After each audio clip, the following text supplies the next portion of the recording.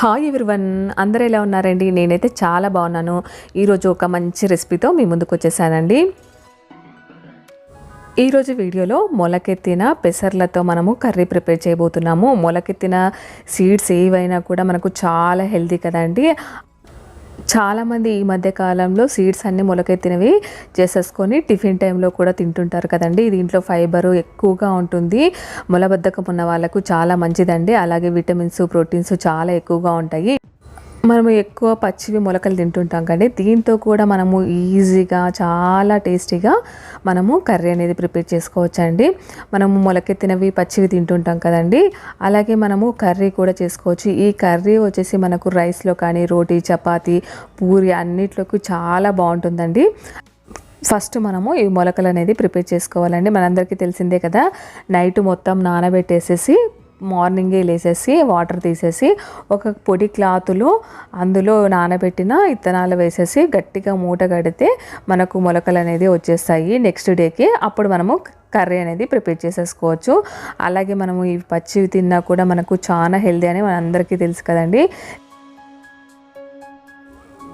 పెసర్లు మనకు మొలకెత్తిన పెసర్లు తింటే మనకు రక్త ప్రసరణ బాగా జరుగుతుంది. అలాగే జీర్ణక్రియకు బాగా సహాయపడుతుందండి. అలాగే బరువు తగ్గాలనుకున్న వాళ్ళు రోజు ఇవి తింటే మనకు బరువు కూడా తగ్గుతారనమాట.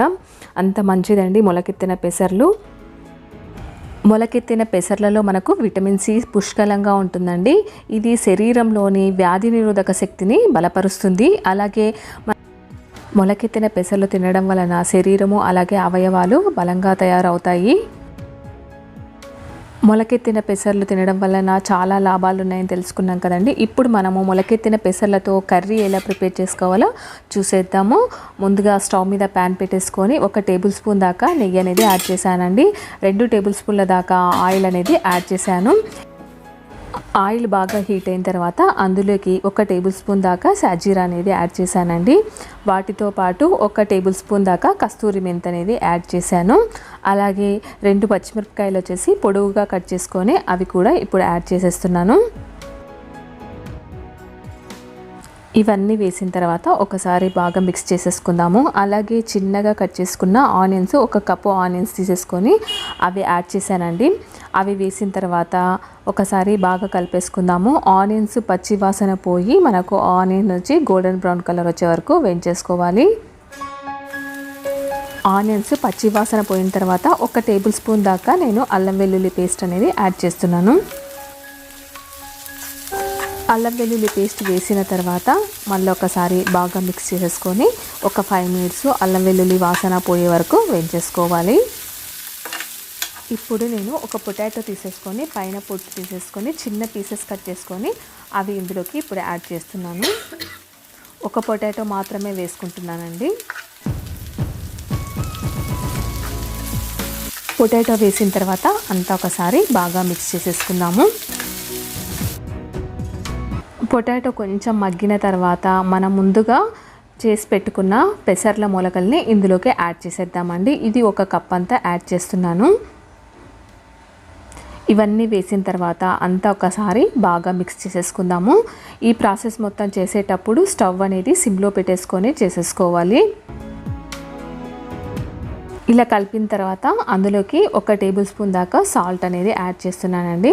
అలాగే 1 టేబుల్ స్పూన్ దాకా పసుపు, అలాగే 1 టేబుల్ స్పూన్ దాకా కారం అనేది యాడ్ చేసేసుకోవాలి.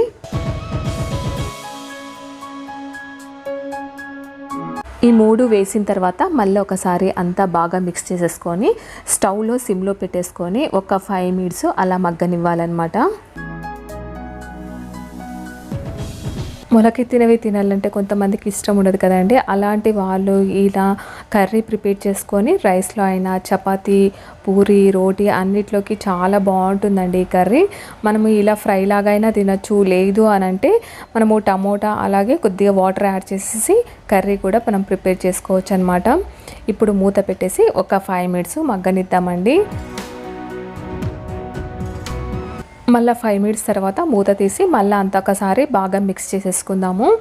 మనము ఫ్రై కావాలన్న వాళ్ళు ఇలా డైరెక్ట్గా తినేసండి. కొద్దిగా గ్రేవీ టైపు కావాలనుకుంటే టమోటాను మిక్సీ పట్టేసుకొని నేను 2 టమోటాలను మిక్సీ పట్టేసుకొని ఆ గ్రేవీ ఇందులోకి యాడ్ చేసేస్తున్నాను.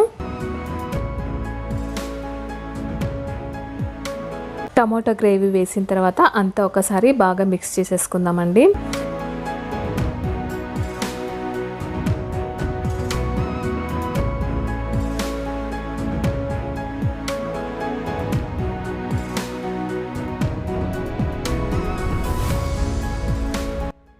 మనము టమోటా గ్రేవీ వేసాం కదండి, అది పచ్చి వాసన పోయిన తర్వాత ఆయిల్ బయటకు వస్తుంది కదండి, అప్పుడు ఒక చిన్న గ్లాస్ అంతా వాటర్ అనేది యాడ్ చేశాను. వాటర్ వేసిన తర్వాత మళ్ళీ ఒకసారి బాగా మిక్స్ చేసేసుకుందాము.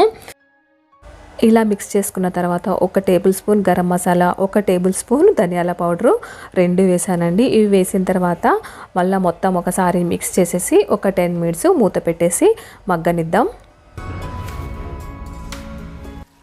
వాటర్ అంతా దగ్గరగా ఇంకిపోయిన తర్వాత ఫైనల్గా కొత్తిమీరతో గార్నిష్ చేసేస్తే మనకు ఎంతో టేస్టీగా ఉన్న మొలకల కర్రీ రెడీ అయిపోయినట్టేనండి. ఇప్పుడు స్టవ్ ఆఫ్ చేసేసుకుందాము.